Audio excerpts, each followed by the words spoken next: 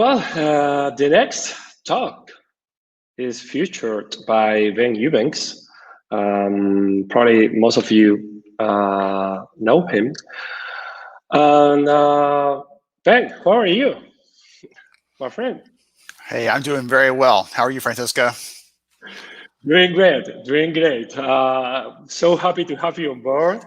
Let me say something about your profile. Ben Eubanks is an author, speaker, and researcher with over 30 years of experience working in serving the HR industry. He is the principal analyst at Lighthouse Research and Advisory, author of Artificial Intelligence for HR, highly recommended book, and host of the We Are Only Human podcast. Today, Ben is going to talk about training for adaptability, the human skills AI can't replace. Personally, I'm craving to hear you. Very, very topic just right now, Ben. Yes, absolutely. I don't want to take the time. Please go ahead. All right, wonderful. Good deal. Let's pop the slides up there. Thank you very much, everybody. And Francisco and team, thank you for what you've done so far putting this together. I've already enjoyed the content so far. And I've been making my own notes after hearing some of the Wendy's ideas and insights. So I'm excited to share, talk a little about this topic and dig into this in a way that, again, isn't abstract, but I want to try to make it as concrete as possible because the conversation around adaptability and around this AI concept, which I've done a lot of research on, those can feel very fluffy, and I don't want them to be. I want them to feel very practical and actionable for you. So let me start off with a quick story to illustrate why this matters. A couple of years ago, Amazon was having trouble hiring people for one of their engineering teams. And as an e-commerce company, like that's the lifeblood of the company.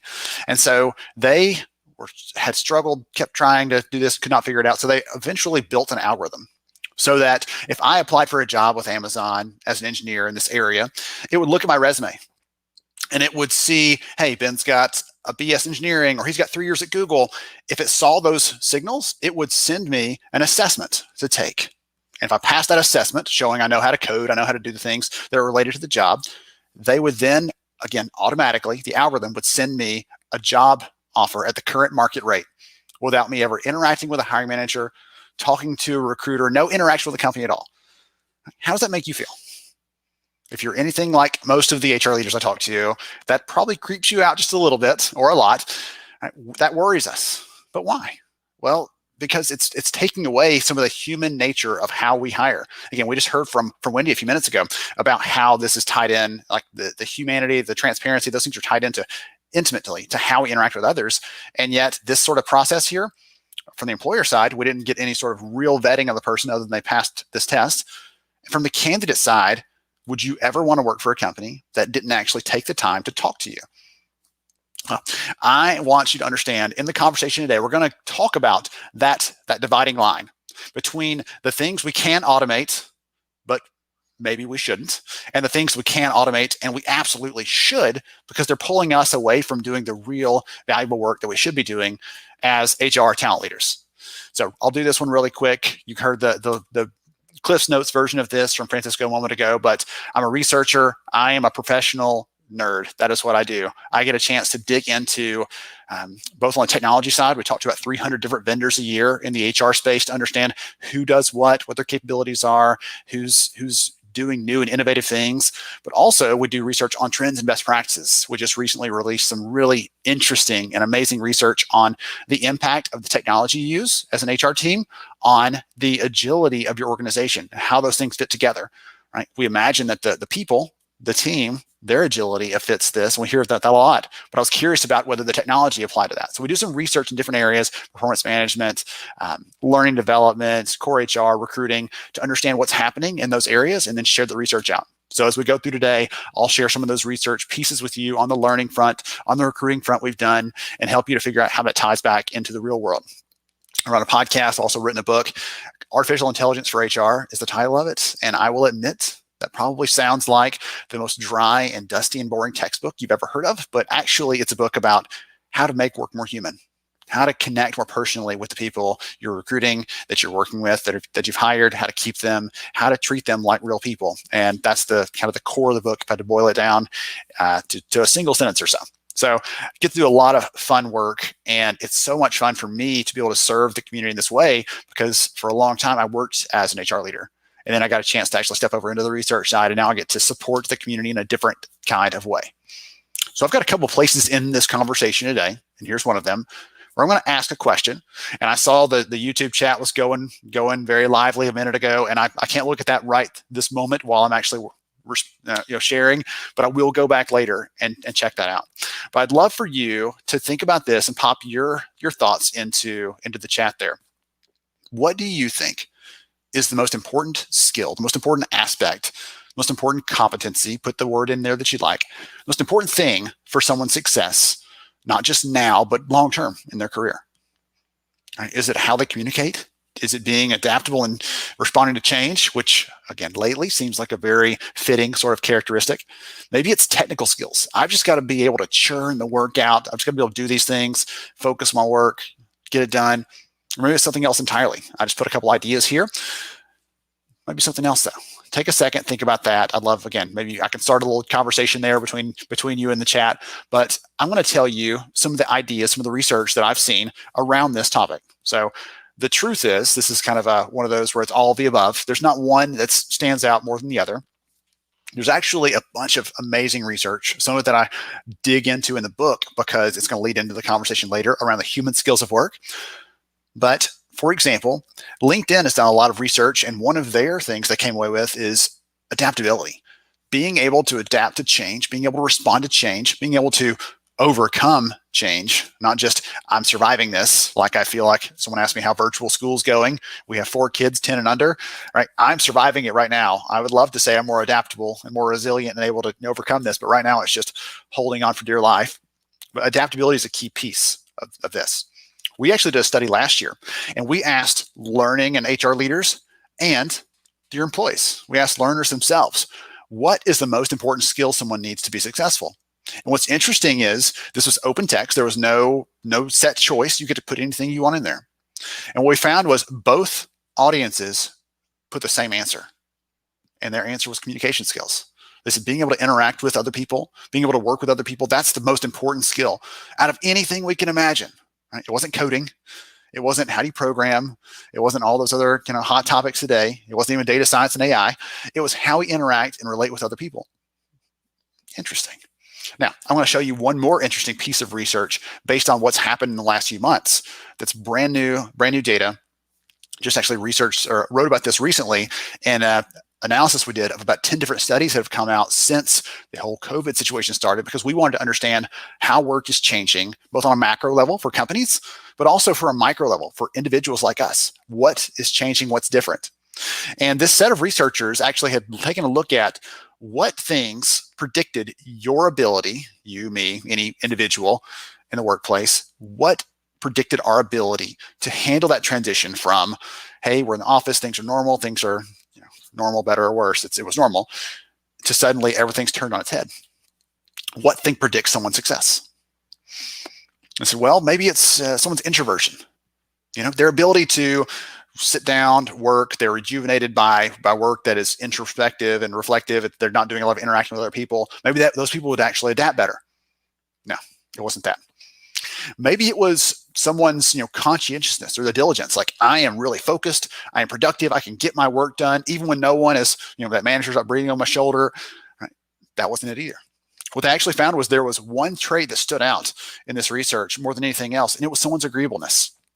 And it's not just agreeing to do things, but broadly, the way that this was defined there was it's about maintaining relationships with others, right? Interacting, communicating. It's about feeling the emotions of others. It's about empathizing and sympathizing with them, caring about them. As you're adapting and changing and coming into a different kind of work, whether you're still going to an office or going to a work site, or you're having to work remotely, either one doesn't matter. The people that had a measure of agreeableness were more likely to make that transition with less stress, with less burnout, with less issues in that transition than the people who didn't have that capability, didn't have that characteristic. So again, I'm going to paint a big picture here, different threads I'm pulling on, and they're going to kind of weave together into this really nice, wish I could weave or sew or have a great demonstration here, but it's going to pull together into a nice tapestry that illustrates what is most important right now, not just now, but also in the future. So we've heard that agreeableness matters. We've heard that these different characteristics like adaptability and communications are important. Maybe what's not important then? Think about that.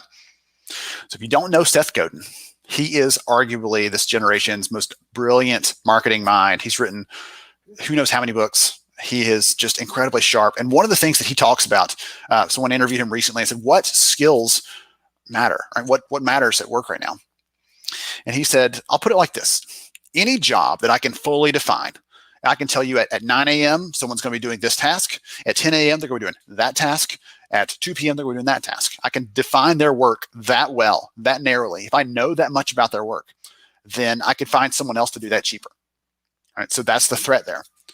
I'll make the argument and the assertion here that we can also find an algorithm or a chatbot or an AI tool to do that faster and cheaper as well, right, to add to his insights. So the more certainty there is, the more likely that job is not going to be that important for you to be doing at a highly paid rate in the future. The flip side of it, though, is uncertainty. The more uncertainty there is, right, the less likely we could just hand that off to someone else because it's not well defined. It's not obvious what the next step is. It's not clear how to approach the problem. And the good news for us as HR leaders is a lot of the problems that we approach, a lot of the things that are either dumped in our lap or we decide we take up our resolve to solve these things. Those things are typically not very well defined. There's a lot of pieces to them. It's not repetitive. Some pieces of it are. Some pieces of the work we do are very repetitive. And again, we'll talk about that in just a minute. But for those pieces that aren't, the components of our jobs in HR, in recruiting, in learning, all those different hats that we wear on a day-to-day basis, those pieces that have more uncertainty in them, that are more undefined, those are opportunities to bring ourselves into the mix, to bring out the best that humans offer, to bring out those things that make us human and allow us to perform our best. All right, so take a second. I've talked for a minute. We'll take a breath. Take a second and pop your answer in the chat here. So if I had a button right here in front of me, and you had a button right there in front of you, wherever you're listening to this, and you could push that button and you could get rid of a part of your job that you never wanted to do again. You're like, I'm going to hit that button and I'll never have to do that again. It's just going to be handled. A bot, an algorithm, a tool, whatever else, it will just handle that. And I don't have to think about it anymore. It's just done. What would that thing be? You hit your button, it's off your plate for good. What would it be?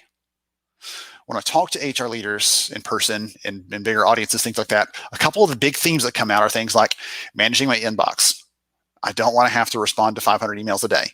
Maybe it's handling your calendar. Scheduling is not something that makes us most of us excited.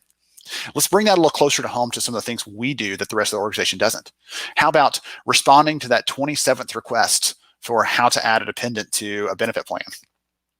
Or that one guy who can't decide what he wants his deferral to be for his 401k, so he keeps asking HR to change it for him. I had that guy years ago. Every week, changed it. I have no idea still why. I couldn't talk him out of it, but he was so excited about his secret plan to master the 401k. I don't know. What about having 100 resumes sitting on your desk? Which one of you, if you're honest, gets up in the morning like, I can't wait to look at that 100 resumes and find the 3 that we actually want to call back? Okay, some of those things are not very human. Some of those things are pretty robotic if you think about it. Those kinds of things are those that we can and probably should be automating. Think about it this way: if I let you sit down and just work through your inbox right now, I've got so many in there, I don't even want to admit how many emails are sitting waiting to be responded to.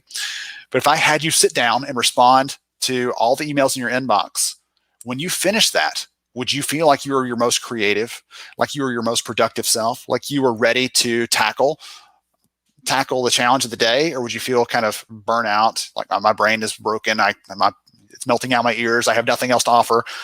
Usually when I do that, that's how I feel. So I just wanted to kind of illustrate that a little bit, because again, I want to talk about those things that we can automate and probably should, and those things we can automate but probably shouldn't. One of the quotes that I got from an amazing lady that I was interviewing when I was working on the book, lady at IBM, she said, AI is best suited for those tasks that are repetitive, but also that have a high incidence of human error. those things that happen over and over again, but also that when we get a chance, when we're in the mix, we sometimes screw it up because we're not made to look at 10,000 rows of data in a spreadsheet and pick the one thing in there that's an error or the one thing that's an outlier. Those kinds of things, we're not made for that.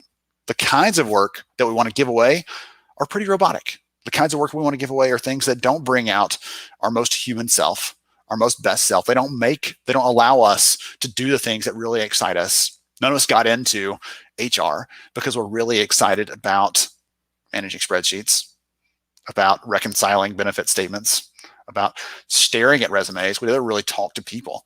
Those kind of things that drew us into this profession are not the things that sometimes we have to do. And one of the other things that I always struggled with is I had this list of things I wanted to do day to day, right? Running the HR function. And those things at the bottom of the list were building a better strategy, working on our culture to make sure that our remote employees felt included, making sure that we were doing the right things in terms of developing our people. So we had a good bench strength of leaders ready to step up and take the lead when it was time for them. Those things were always at the bottom.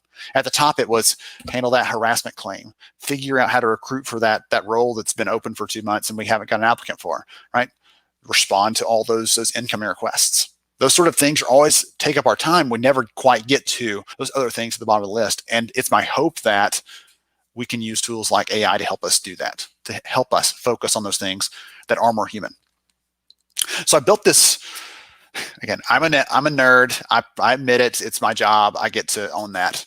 I built this little graph to show where, or this little quadrant chart to show where things fit, to help you understand a little better. So if we had to plot it on two different elements here, routine and non-routine, we talked about that earlier. Remember the Seth Godin quote, right? If there's certainty, if there's uncertainty. So routine, non-routine, but also if it's process focused or if it's human focused. That also gives us a lens to think through. If I'm doing something in the back end that's not going to be seen by anybody else, it's not going to have any impact in terms of experience with the employees, well, maybe that's a great thing to hand off to an algorithm or to some robotic process automation to let it handle those things so I can focus my time on those things that are more human focused and human facing. So data from McKinsey, actually, part of that funneled into this research. They're looking at jobs that are going to be automated, what those skills are going to be. And if you've seen the headlines, all of us are going to be out of a job by 2030 is kind of how they paint it. But the truth is, what they found is even in jobs that are knowledge worker driven, jobs like HR, if there's more uncertainty, things are not repetitive, things change a lot from moment to moment, things are not well defined, right? Some of the work we do, some of the decisions you make today, there will not be one right answer. There might be 3 right answers, and one of them is more right than the other. And those kinds of situations, those kinds of decisions are the ones that need to be made by us, by a human in this bigger picture of work and how things work. Those kind of things need to be made by us because we can't handle or can't hand that off and allow some other tool, some algorithm to just make that for us. That's why I started off with that story about Amazon earlier, to get that picture in your head, because I mean, we could hand off something like that. It is possible. The technologies are capable of that, but should we? That's the question I want you to remember. I talk about AI in a lot of positive ways. I don't want to be just the fanboy, right? There are some real challenges there. I'm actually in an hour giving a talk about the bias in AI, how that can affect decisions, how that can impact organizations. And we don't have time to unpack that all today, but I will tell you just for a moment, I'll talk about why AI is not foolproof. So we can't just hand it off to run it by itself, especially with a bigger picture of this event, behavioral science, behavioral economics, how decisions are made as humans, right? We as humans, we are irrational creatures. We make poor decisions. We screw things up, right? I'm the prime example of that. We all do those kinds of things. But those algorithms that we talk about, those are built by us. Those are built by the same humans, just like us, that make mistakes. So those tools can have issues, can have errors. Let me give you an example just of how algorithms are trained and how that bias, that thing can kind of creep in, just to give you an idea of how that works if you're not familiar. So there was a story recently. These scientists took 3.5 million books that have been written in the last 100 years, and they scanned them into a computer, and they had an algorithm go through and look at all of those books, read all those books, right? Process them. Then they asked that algorithm to describe a woman and a man. And the words that algorithm used to describe a man were things like righteous and just and brave and reliable. Things about our character, things about, our capabilities, our competencies. When they asked that algorithm to describe women, it said things like classy and beautiful and sexy and lovely. Right? Nothing to do with their actual capabilities, their cognitive abilities, none of that. It was looking only at, it processed women as like, oh, these are things that will be looked at, not as things that have their own feelings and capabilities, and they're not the same as men. It didn't see them as the same kind of thing. What does that have to do with the bigger picture? If that algorithm then is used to look at resumes, which is not, it's just an example, but it was used to look at resumes, it would look for men because men are righteous and just, right? They're courageous. They have these capabilities or characteristics that we want to hire for. And women have looks. That's how the algorithm would see that. And that's the issue. That's the issue with using just a bunch of data to train an algorithm without having a human in the mix to say, hey, wait a minute, we've got to adjust this because that's not accurate. This thing's going to punish women. This thing is going to make their own decisions. So we've got to have humans in the mix. We're not perfect. We know that, but we can help to set things right. And we can use algorithms and tools like that at the right moments so that it doesn't negatively affect a hiring process. Maybe we don't use an AI tool to screen every candidate that comes through, but maybe we use it to have some early conversation with candidates to figure out which ones have the right competencies, have the right capabilities. Maybe we're giving them some sort of assessment or a test without actually getting into looking at anything else and using their actual experience and their capability, letting it automate that part of it so that we can judge them based on their real capabilities and not based on whether they have a certain facial feature on a facial recognition tool or whether they're able to use the exact right word in the right tone and diction when maybe English is a second language. And they would struggle with that. They would be scored lower even if they're perfectly qualified, capable. So again, I told you I wasn't going to go super deep on that. I went a little farther than I wanted to, or than I meant to, but I wanted to just illustrate I believe in the power of this, but I also want to make sure we don't just hand things off wholesale. We've got to figure out where that right line is, and we need a human in the loop to be encouraging the right decisions long term. So I'm going to teach you, I'll teach you a term today. You can get your certified nerd card, wear your pocket protector with me. It's a term called Markos Paradox. Markos Paradox is this idea I ran across when I started researching this topic of AI a couple of years ago, and it stuck with me ever since. One thing, again, I admitted this earlier, I am an HR practitioner by trade, by training. That is the work that I've done in the past. That is the background that I have. Now I look at the technology side of things, but still this idea was new to me because I'm not an AI researcher. I wasn't born that way, and I didn't go to school for that. It's just what I'm interested in, what I'm excited about, and I'm helping to adapt those ideas into things that can help us to do our jobs better as HR leaders. This idea of Markos Paradox was coined by the scientist Hans Moravec, and he found that the longer a human has evolved to do something, the harder it is to reverse engineer it and teach it to an algorithm. So if I had my 3-year-old here, she's about to be 4, but if I had her sitting here with me, she could say, hey, that's a cat on the screen. I can see the cat. There's 2 cats actually. And she could tell me their colors and all kinds of details like that. But when Google was teaching its algorithm to understand if there was a cat in a picture or not, again, a 3-year-old can answer that. She probably could have answered it at 2 even. It took tens of thousands of hours of YouTube footage for Google to teach their algorithm if there was a cat in a picture or not. Something as simple as that. It's really hard to teach an algorithm to do those things. But if I put a statistical equation in front of my child, or if I put some calculus here in front of me even, we would struggle to do that. You and I might struggle to do that unless you're a closet calculus nerd. I don't know. I can't tell through the camera here. But an algorithm can do it very easily. Why? Think back to what I said earlier with the Seth Godin comment. With an algorithm, there's a right answer. With a calculation, there's a right answer and a wrong answer. There's a narrowly defined set of rules that confine how that answer can be arrived at. And you either get the answer or you don't.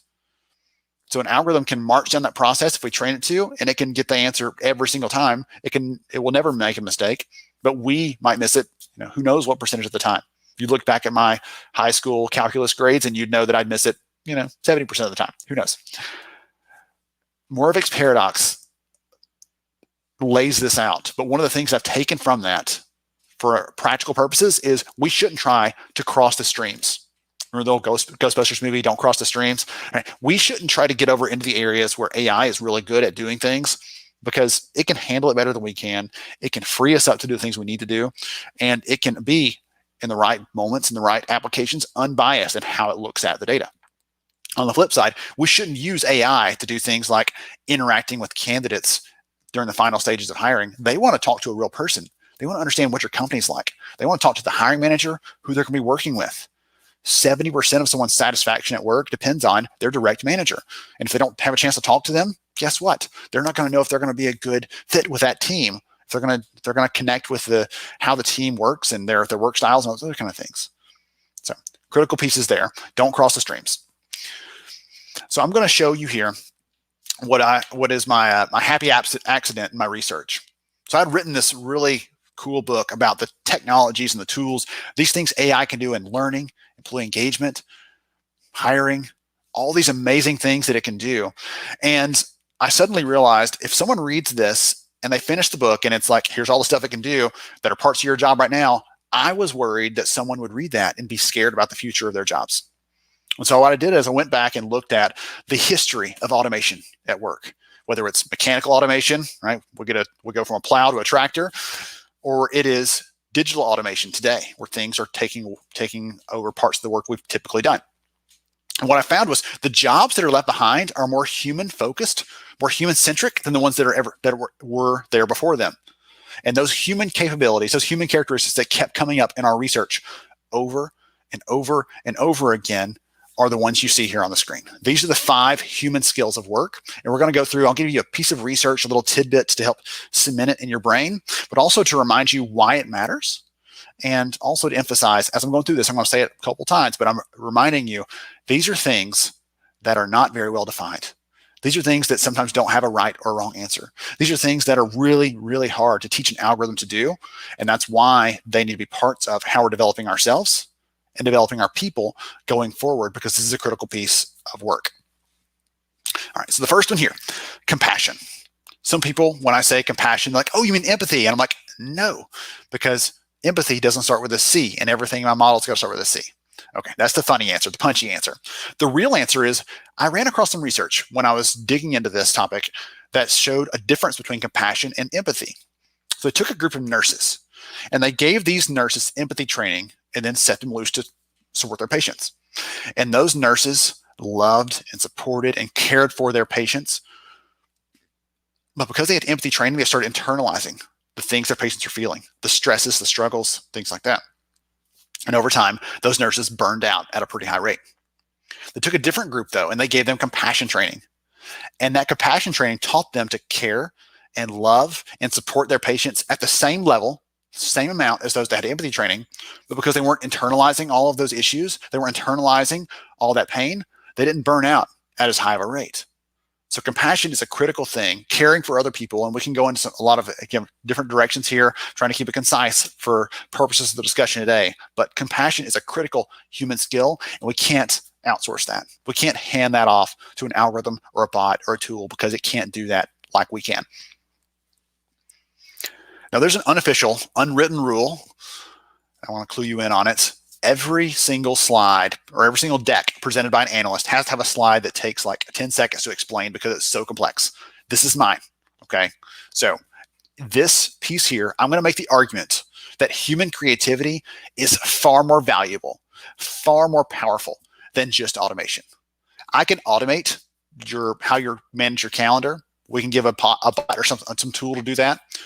But what you do with that time it frees up is where the real value comes in. It's not in the value created. That doesn't create new value for you just to not have to do your calendar anymore. You might be happier. Your spouse or your children, they might be happier. But that doesn't mean that it's created new value. So it's what you do with that time. So let's look at this really quick. I'll explain where this comes from. So the blue chart you see here, these represent scores on a test of creativity, of innovativeness, by a gentleman named Dennis Stouffer. So he did some research on creativity of company founders. And again, their scores here are in blue. Some scored low, some scored a lot, scored in the middle, and then some scored at the very high end. The red line that you see is the value created by those companies. And so you'd expect that value to continue continue growing, the more innovative you are, the more value it creates. But that didn't continue in a linear fashion at the end here. You see this little high scorer section. Instead of it continuing in a linear fashion, it takes off. It hockey sticks up. It explodes in growth. Why? Those people that scored the highest on creativity, on innovation, they created far more value than any other segment of the companies in this research. Creativity adds value, creates new things that weren't there before. Whereas again, automation doesn't do that. An algorithm can't. In case you're curious about what that red line's actually measuring, profitability, revenue, and job creation, which is job security for us. Those companies that were most creative created 10 times more jobs than those who were not quite as creative or led by creative founders. So lots of job security for us if we can harness that human creativity and focus on that. Number 3 is curiosity. Being willing to ask questions, being willing to push back. I make the joke, we have lots of kids. My 5-year-old asks me why like 300 times before breakfast every day. We're naturally wired to be curious, to want to understand things, to want to explore. And sometimes we lose a little bit of that as we get older, which is a shame. We should not be afraid to ask questions. And some new research from Harvard actually shows that if people who are curious are less likely to be biased. So if someone says, oh, well, those people are all that way. Someone who's curious would say, really? I wonder if that's true. How do we measure that? How do you prove that? Is that really the case? I'm not sure about if I just totally believe that hook, line, and sinker, I'd want to push back on that a little bit. People who are curious are less likely to just be swayed by a stereotype. And that's a great thing, not just in general, but in today's work environment, that's a critical thing for us to be thinking about. How do we harness that curiosity to push back on how we've always done things and create better outcomes for the humans that we work with? Number 4, collaboration. My daughter once asked me, hey, Dad, why is Google so smart? And I said, I can ask Google a question, but I can't collaborate with it. We can't brainstorm. We can't come up with something new. It's going to tell me the answer to a question. I was trying to explain to her how that works, right? And again, for a 10-year-old, 9-year-old at that time, it's a hard thing to explain. But in general, human collaboration, working together, is a valuable piece. Research shows that companies with the best market performance, the best revenue, the best customer acquisition, customer satisfaction, those companies are much more likely to prioritize collaboration. But I'll tell you another story, a personal, or a human story at least, that ties in with this. So Rockford, Illinois is the second largest city in the state of Illinois, about 150,000 people.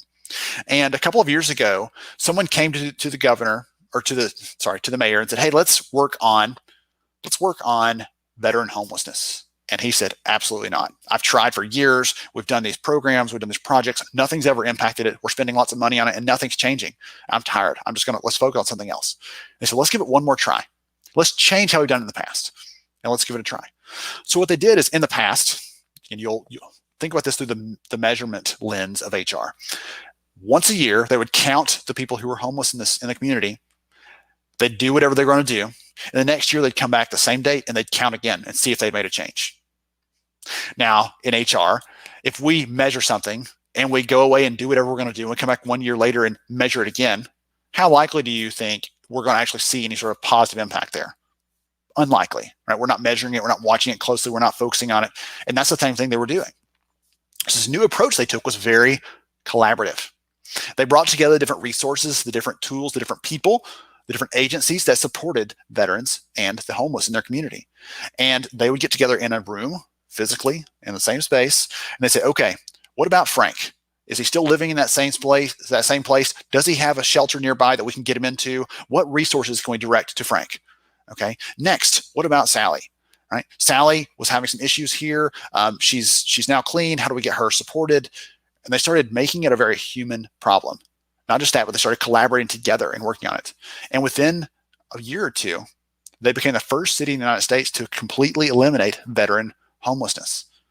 And it's by collaborating together, but also humanizing the problem, not taking this, I'll measure it once a year and cross my fingers and come back the next year and hope that there was a change. And the fifth and last one here is critical thinking. Thinking through a problem, thinking around a problem, that uncertainty piece I mentioned earlier, being able to turn a problem around and think about it in different ways. So there was a study done a couple of years ago by Gallup, and Gallup went through and they surveyed chief academic officers and said, okay, for these graduates coming out of your doors here, they've got a diploma. How many of them are ready to hit the ground running? How many of them are ready to join a company and start working immediately? And those chief academic officers said, we think about 90% of them are. They're ready to go. But when they asked that same question of business leaders, what percent do you think agreed with it? Give you a second to pop your answer in the chat there. All right. When they asked that same question of business leaders, only 10% agreed. What was up with the gap there? What was the problem? Is it because these graduates had not just had 4 or 6 or more years of knowledge poured into their heads? No, they had that, but they didn't have an opportunity yet to apply it critically. They didn't have a way to think about the applications. They didn't understand that piece of it yet. Being able to run a query in a database is one thing, but being able to actually understand what those implications are of taking that next step, making that decision, moving forward, that's a very human thing, and we can't give that up. So I'm going to tack on one other thing here that I've never put together with this theme, but I thought it was relevant, kind of an interesting segue back into the HR kind of topic. So we did some research last year around the skills that matter for recruiters and TA leaders. And I love research. I love finding out new answers to questions. And this really puzzled me because we got some weird results back. I'm going to show you here because I've never actually published this anywhere. And here's what we found. We asked them which of these things are important for leaders in the kind of the peachy color and for recruiters in the blue color. Which of these things are important for them as capabilities they need going forward? And if you look here, only about 50% of people said those things were important, about half. And I was completely stunned. Who wouldn't think that being able to analyze hiring trends is important for a leader or a recruiter? Who would not think that being able to interact with candidates and build relationships is important? I was stumped by this. I honestly didn't know what to do. And so I went through and started looking at the data, cutting it through some different lenses, and I found a very interesting perspective on things. Here's what it was. When we asked about whether AI and automation more broadly was going to make recruiters more important or less important or have no effect at all, how someone responded dramatically changed their answer here. So the orange is for those people that said, yes, this thing, in this case, recruiters have to be strategic. They have to be consultative. They need to be able to work with the business and solve the problems, not just be an order taker, but be a real talent advisor and support the business strategically. Those that think AI is going to make recruiters more important, that technology broadly, the changes there, that disruption is going to make recruiting more important, they were much more likely to believe this. Whereas the bottom one here, if someone said, that AI stuff's all hype, it doesn't really matter, it's not going to change anything, they are much less likely to say that recruiters need to be more strategic. Recruiters need to be better at building relationships with the business. What I'm saying here, the point of this is what we believe about the world drives our actions. What we think is true drives how we pursue things, how we make changes, how we decide what to do next, how we prioritize in our professional work, in our teams, in our function as HR leaders. What we believe about the world changes those things. So I thought that was a neat way to kind of segue there, because if you think this is all hype, then you're in that last category there where you say, well, these other skills, if we think that AI is going to change this, then we need to be looking at those next skills, those next things, those next competencies. In the past, it was how quickly can you look through a resume? But if we have a tool that can help us do that, then the skill needs to be, how can we build relationships? How can we communicate culture? How can we care and support the candidates that are applying that may have never had a company that actually cared about who they were and supported them in the way that we want to, right? Thinking about how to build those relationships and really care about and be inclusive in our hiring. Those kind of things may have never happened before for those people. So if you're curious, you're like, okay, what's next? What are the action items here? I'll leave you with this. We actually went through and did the research I mentioned earlier with the communication skills that came out as number 1. We asked in that research, we asked employers and we asked the employees themselves, your workers, how do you want to learn these new types of skills that are important for your job? How do you want to pick those things up? Right? What you have all these choices. What are the ways you want to learn those things so you can be competitive in your job? You can be able to perform. You can be able to adapt to change and going forward. And the top 3 ways that they responded were, number 1, experiential. I want to put my hands on it. I want to try it. Maybe I fail. It's a safe space. I can learn by doing, but I want to learn experientially. I want to try this stuff out. I don't want someone just to tell me about it. I want to do it myself and learn it, right? And when you think about it logically, again, let's take compassion as an example. If you read an article on compassion, are you likely to change your behaviors to be more compassionate? No, probably not. But if you spend time around other people and you are practicing intentional compassion, are you likely to change your behaviors? Yes, probably so. So number one is experiential. Number two, coaching, mentoring, working with someone who's a coach, working with someone who's mentoring you and growing you, social interactions there. And last, in terms of choices, was some sort of course, sort of content, some sort of instructor-led training, which is where we often think about, okay, we've got new skills to develop in our people. Let's teach them those skills. Let's put a trainer in front of a class. But that's not how the learners want to pick those skills up. And that's not, again, historically shown to be effective as much so as someone trying these things out and doing it in a safe space. So Francisco, that's my piece here. I'd love to take some questions, have some conversations. If you want to see some of the research I mentioned today, there's some links there. You can check that out. Ping me. I'm happy to share any of it. Our research is all freely available to practitioners. It's about us trying to help make the community a better place and making us all more informed so we can make the right decisions at work. Thank you very much, Ben. I think this conversation, we should have more often these kind of conversations about AI and human skill, because we contribute to reduce uncertainty in people, no? And I think we need to explain better what can AI can provide us, and what is the important thing about the human factor. No, I have many notes here, many nuggets to take away. I love that you mentioned compassion, because I think it's one of the critical behaviors in leadership. In fact, and compassion is, you can substitute compassion. Machines are not able to feel compassion today. We don't know in the future. Yes. And when you were talking about the human components and human skill, one phrase that came up to my mind was, I love the human perfect imperfections. Mm-hmm.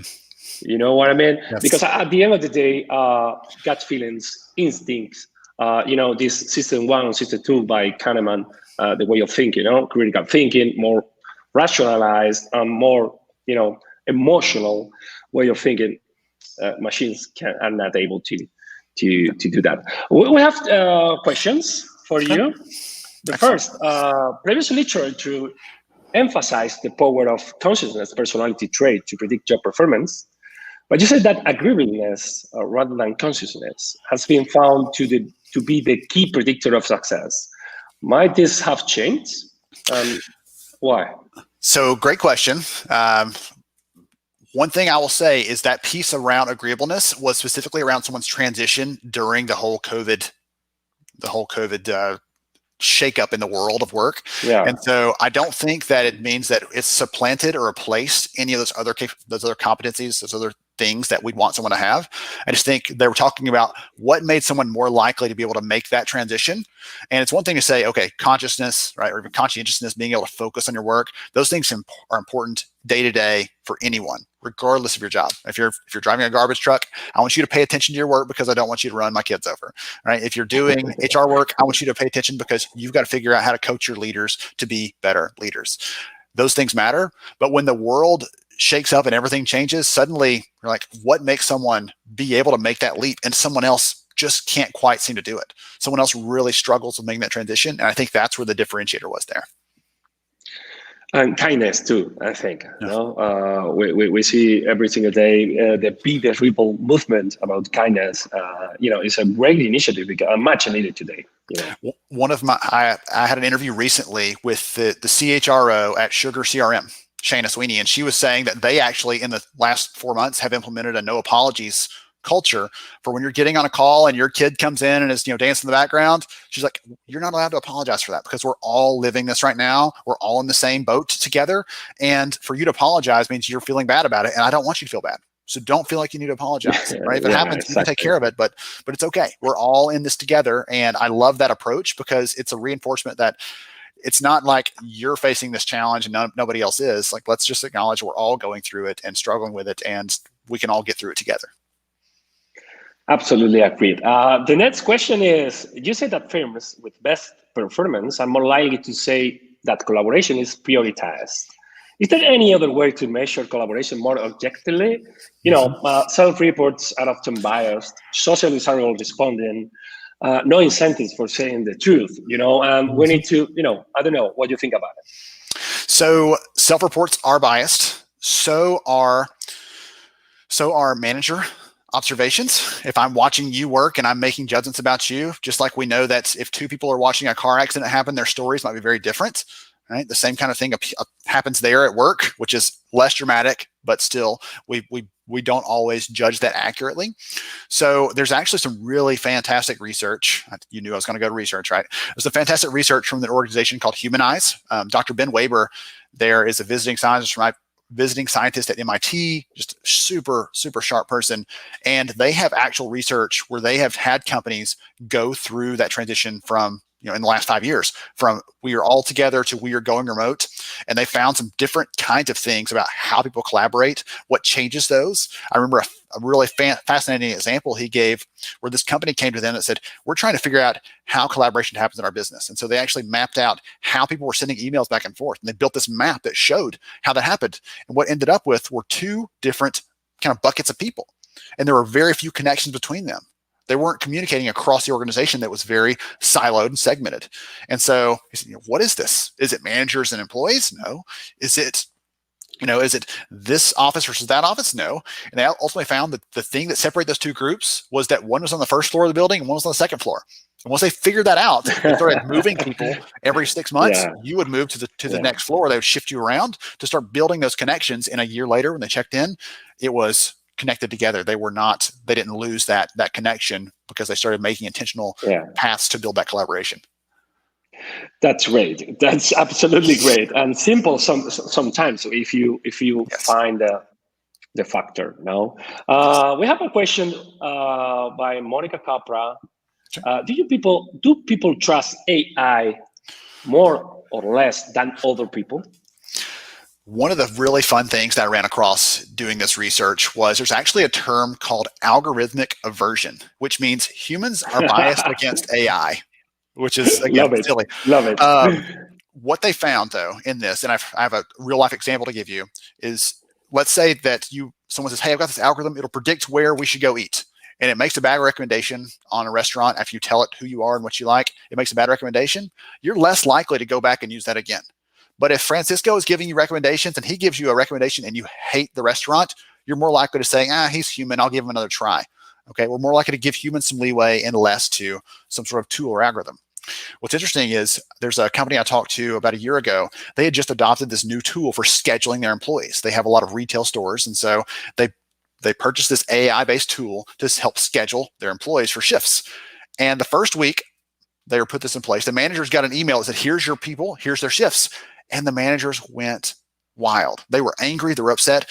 This is my job. Why are you giving this to an algorithm? I should be doing this. So the second week, they sent the managers the very same report. Here's your people. Here's their shifts. Click here to edit and change anything you want to change. And 1% of managers made any changes. By week 3, no one made any changes, and they took that off. Right. We just got to become comfortable with that and allow it to do that. Again, we can become too comfortable. We can talk about that piece of it, but there's a lot of discomfort there initially where we're worried about it taking away something. But when you realize the value outweighs the thing that you're handing off, you're trading off, hey, suddenly I have an hour back in my schedule to actually train my employees or help them do better or counter inventory, whatever other jobs you have to do. That's a valuable part of your time.